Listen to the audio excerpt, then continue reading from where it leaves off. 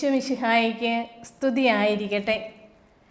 പാലാ രൂപത ഇവാഞ്ചലൈസേഷൻ അനുഗ്രഹം യൂട്യൂബ് ചാനലിലേക്ക് യേശുനാമത്തിൽ ഏവർക്കും ഹൃദ്യമായ സ്വാഗതം. യേശുവിൽ ഏറ്റവും പ്രിയപ്പെട്ടവരെ, കരിസ്മാറ്റിക് ശുശ്രൂഷയുടെ ആഴങ്ങളിലേക്ക് വിരൽ ചൂണ്ടുന്ന ഈ എപ്പിസോഡിൽ സഹനത്തിൻ്റെ ആത്മീയ ഫലങ്ങളെക്കുറിച്ച് നമുക്കൊന്ന് ധ്യാനിക്കാം. എന്താണ് സഹനം? പ്രിയപ്പെട്ടവരെ, നമ്മുടെ ജീവിതത്തിലുണ്ടാകുന്ന തകർച്ചകൾ, രോഗങ്ങൾ, നിന്ദാപമാനങ്ങൾ, പരിഹാസങ്ങൾ, സാമ്പത്തിക തകർച്ചകൾ, ദാരിദ്ര്യം, പ്രിയപ്പെട്ടവരുടെ വേർപാടുകൾ, പറഞ്ഞറിയിക്കാൻ വയ്യാത്ത അവഗണനകൾ തുടങ്ങി എണ്ണിത്തിട്ടപ്പെടുത്താൻ പറ്റാത്തത്ര സഹനങ്ങൾ മനുഷ്യ ജീവിതത്തിൽ നേരിടേണ്ടതായിട്ട് വരും. ഈ മേഖലകളിൽ വരുന്ന വേദനകളെല്ലാമാണ് നമ്മൾ സഹനങ്ങൾ എന്ന് വിളിക്കുക. സങ്കീർത്തനം 119 അധ്യായം 71 വാക്യത്തിൽ പ്രകാരം വചനം നമ്മെ ഓർമ്മിപ്പിക്കുന്നു: ദുരിതങ്ങൾ എനിക്ക് ഉപകാരമായി, തന്മൂലം ഞാൻ അങ്ങയുടെ ചട്ടങ്ങൾ അഭ്യസിച്ചുവല്ലോ. പ്രിയപ്പെട്ടവരെ, സഹനങ്ങൾ നമുക്ക് ഉപകാരമാകുന്നത് ദൈവത്തിൻ്റെ കൽപ്പനകൾ അനുസരിച്ച് ജീവിക്കുവാനാണ് എന്ന് ഈ വചനഭാഗം നമ്മെ ഓർമ്മിപ്പിക്കുന്നു.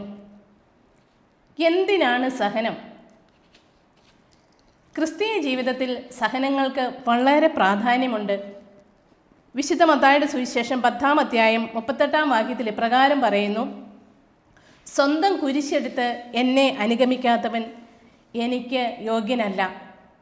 അതേ പ്രിയപ്പെട്ടവരെ, വചനം വ്യക്തമായി നമ്മെ ഓർമ്മിപ്പിക്കുന്നത് യേശുവിൻ്റെ കൂടെ ജീവിക്കണമെങ്കിൽ നമ്മുടെ ജീവിതത്തിലെ കുരിശുകളാകുന്ന സഹനങ്ങളെ എടുത്ത് പരാതി കൂടാതെ യേശു സഹിച്ച അതേ സഹനങ്ങളോട് ചേർത്ത് വെച്ചുകൊണ്ട് യേശുവിനെ അനുഗമിക്കുന്നവനാണ്, അല്ലെ അനുഗമിക്കേണ്ടവരാണ് ഓരോ ക്രിസ്ത്യാനിയുമെന്ന് വ്യക്തമായി ഈ വചനം നമ്മെ ഓർമ്മിപ്പിക്കുന്നു.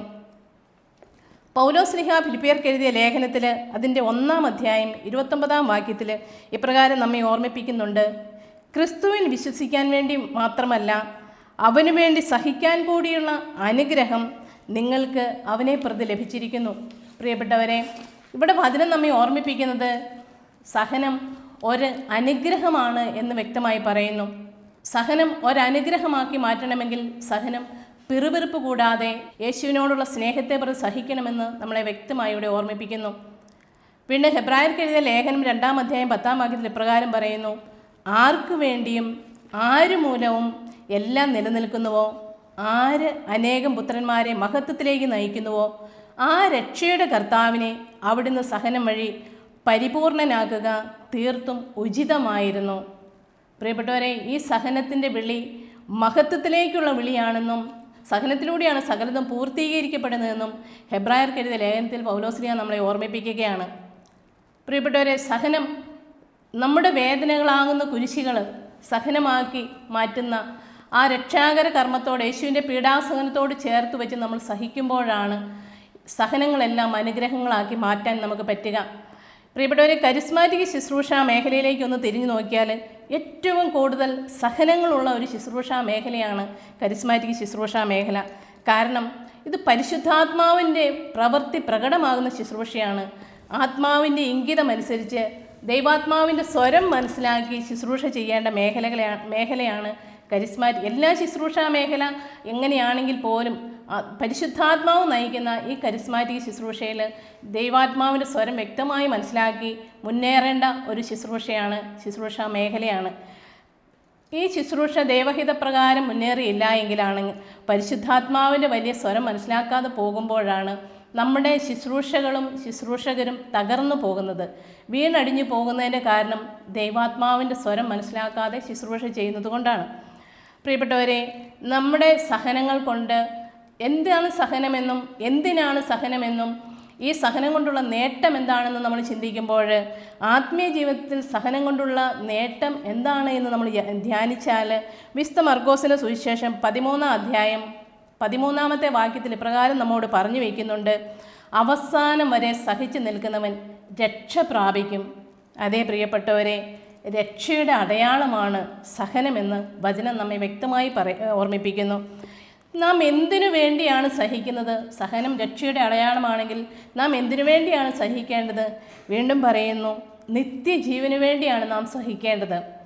ജീവൻ ഉണ്ടാകുവാനും സമൃദ്ധമായി ഉണ്ടാകുവാനും വന്ന ഈശോയുടെ സ്നേഹത്തോട് ജീവൻ നഷ്ടപ്പെട്ടു പോയ, പാപം മൂലം പർദീസ നഷ്ടപ്പെട്ടു പോയ മനുഷ്യർക്ക് ജീവൻ തരുവാൻ വന്ന യേശുവിൻ്റെ സഹനത്തോട് ചേർത്ത് നമ്മുടെ സഹനങ്ങളെ കാഴ്ചവെക്കുമ്പോഴാണ് വലിയ അനുഗ്രഹത്തിൻ്റെ ആത്മീയ വളർച്ചയുടെ വഴികൾ തുറക്കുക.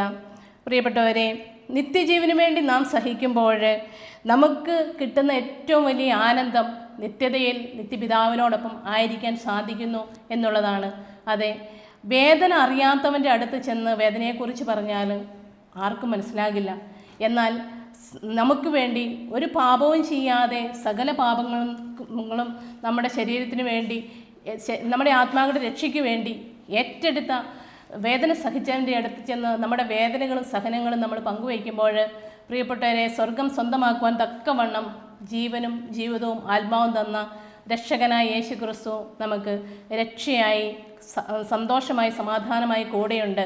ആ വലിയ ബോധ്യത്തിലോട്ട് ഈ ചെറിയ എപ്പിസോഡിൽ നമുക്കൊന്ന് കടന്നു വരാം. പ്രിയപ്പെട്ടവരെ, എൻ്റെ വിശ്വാസ ജീവിതത്തിൽ സഹനങ്ങൾ എനിക്കൊത്തിരിയേറെ അനുഗ്രഹമായി തീർന്നത് ഞാൻ എൻ്റെ ദൈവാത്മാവിൻ്റെ സ്വരം തിരിച്ചറിയാൻ തുടങ്ങിയ നിമിഷം മുതലാണ്. പരിശുദ്ധാത്മാവിൻ്റെ ഇംഗിതം മനസ്സിലാക്കി ഈ കരിസ്മാറ്റിക് ശുശ്രൂഷ മേഖലയിൽ കടന്നു വന്ന ഈ കാലയളവിൽ ആദ്യം പരാതിയും പിറുപിറുപ്പും കൂടി സഹനങ്ങളെ ഏറ്റെടുത്തിരുന്ന ഒരു വ്യക്തിയായിരുന്നു ഞാൻ. എന്നാൽ എൻ്റെ ജീവൻ നിത്യതയിൽ എത്തിക്കുവാൻ എനിക്ക് ദൈവം അനുവദിച്ചിരിക്കുന്നതാണ് ഈ സഹനങ്ങളും ദുഃഖങ്ങളും ദുരിതങ്ങളും എന്ന് ഞാൻ മനസ്സിലാക്കിയ നിമിഷം മുതൽ സന്തോഷത്തോടെ പിറുപിറുപ്പ് കൂടാതെ ദൈവസ്നേഹത്തെ പ്രതി സഹനങ്ങളെല്ലാം കാഴ്ചവെക്കുവാനും ആത്മാക്കളുടെ രക്ഷയ്ക്ക് വേണ്ടി നിത്യജീവനെ പ്രതി നിശബ്ദതയിൽ സഹിക്കുവാനും എനിക്ക് വലിയ കൃപ ലഭിച്ചു. പ്രിയപ്പെട്ടവരെ, മക്കബായരുടെ സുവിശേഷം നമ്മളെ ഇപ്രകാരം ഓർമ്മിപ്പിക്കുന്നുണ്ട്: ഒരമ്മയും 7 മക്കളും. അതെ, ഇത് തന്നെയാണ് വിശ്വാസത്തിൽ ദൈവേഷ്ടമനുസരിച്ച് ജീവിക്കുന്ന മക്കളിലുള്ള വലിയ പ്രത്യാശ. തൻ്റെ നാഥനെ, ആകാശവും ഭൂമിയും സൃഷ്ടിച്ച ദൈവത്തിൻ്റെ മുമ്പിൽ ഈ ഭൂമിയിലുള്ളതെല്ലാം ഉച്ഛിഷ്ടമാണെന്ന് കരുതിയ പൗലോസ്ലിഹായെ പോലെ ഈ അമ്മയ്ക്കും മക്കൾക്കും പറയാൻ പറ്റിയതും ദൈവത്തെ രക്ഷകനും നാഥനുമായി സ്വീകരിച്ച് നിത്യജീവൻ ലക്ഷ്യമാക്കി മുന്നേറിയതുകൊണ്ടാണ്.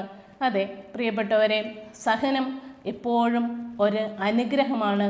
സഹനം നമ്മെ മഹത്വത്തിൻ്റെ പുണ്യപൂർണ്ണതയിലോട്ട് നയിക്കുന്നു. സഹനത്തിലൂടെയാണ് നമ്മൾ രക്ഷ പ്രാപിക്കുക. സഹനമാണ് നമുക്ക് നിത്യജീവൻ പ്രദാനം ചെയ്യുക. ഇത് സഹിക്കേണ്ടവനോടുകൂടി സഹിക്കുമ്പോൾ, യേശുവിനോടുകൂടി സഹിക്കുമ്പോൾ നിത്യജീവൻ നമുക്ക് പ്രദാനം ചെയ്യുവാൻ നിത്യപിതാവിന് മുൻപിൽ പരിശുദ്ധ അമ്മ പൊന്നോമന പുത്രനോട് ചേർന്ന് പരിശുദ്ധാത്മാവിൻ്റെ ശക്തിയാൽ നമ്മെ തന്നെ സമർപ്പിച്ച് കാഴ്ചവെക്കുമ്പോൾ സഹനം എപ്പോഴും ഒരു അനുഗ്രഹമായി തീരും. പ്രിയപ്പെട്ടവരെ, ഒരു നിമിഷം നമുക്ക് കണ്ണുകൾ അടയ്ക്കാം. നല്ല തമ്പുരാനെ, ഞങ്ങൾക്കായി അനുവദിച്ചിരിക്കുന്ന അങ്ങയുടെ പരിശുദ്ധമായ സ്നേഹത്തെ പ്രതി ഞങ്ങളുടെ ജീവിതത്തിൽ കടന്നു വരുന്ന പാപങ്ങൾ മൂലമോ ഏതവസ്ഥയിലാണേലും കടന്നു വരുന്ന സഹനങ്ങളെല്ലാം നിശബ്ദതയോടെ സഹിച്ചുകൊണ്ട് പരിശുദ്ധ അമ്മ ഞങ്ങൾക്ക് വേണ്ടി കുരിശിന് ചൂട്ടി നിന്ന് അവിടുത്തെ പരിശുദ്ധമായ സ്നേഹത്തെ ഞങ്ങൾക്ക് വാങ്ങിത്തന്നതുപോലെ ഞങ്ങളുടെ ജീവിതത്തിൻ്റെ കുരിശുകളാകുന്ന സഹനങ്ങൾ അനുദിനം കുരിശുമെടുത്ത് അനുഗമിക്കാൻ ആഹ്വാനം ചെയ്ത് അവിടുത്തെ തിരുമുൻപിൽ സന്തോഷമായി സമർപ്പിച്ചുകൊണ്ട് ഞങ്ങൾക്ക് വേണ്ടി നിത്യപിതാവിൻ്റെ മുമ്പിൽ നിത്യം പ്രാർത്ഥിക്കുന്ന രക്ഷകനായ യേശു ക്രിസ്തുവേ, ഞങ്ങളുടെ സഹനങ്ങളും കാഴ്ചവെച്ച് നിത്യജീവൻ പ്രാപിക്കുവാൻ ഞങ്ങളെ ശക്തിപ്പെടുത്തണമേ. നിത്യം പിതാവും പുത്രനും പരിശുദ്ധാത്മാവുമായ സർവേശ്വര എന്നേക്കും ആമേൻ.